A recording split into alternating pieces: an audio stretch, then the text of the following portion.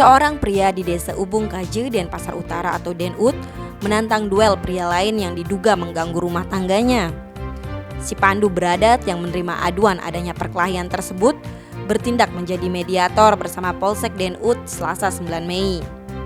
Kapolsek Denut, Ibtu Iputu Charles Dolesjet menerangkan, aduan tersebut dibuat oleh pria berinisial NJ selaku suami dari wanita berinisial KM.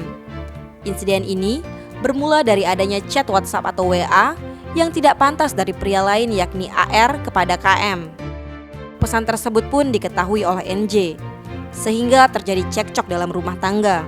Setelah itu, NJ yang naik pita mencari AR dan mengajaknya berkelahi, sampai duel tersebut dilerai oleh masyarakat. Berkat si Pandu Bradat Desa Ubung Kaje, dipimpin Bendesa Adat Poh Gading dan Perbekel Desa Ubung Kaje, ditemani Kapolsek Denut, kedua warga yang bertikai berhasil diamankan. NJ dan AR di hadapan si Pandu Bradat di ruang pertemuan Polsek Denut akhirnya mengakui kesalahan masing-masing.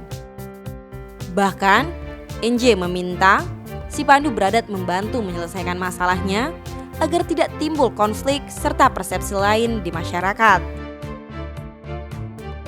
Tim Bali Express melaporkan.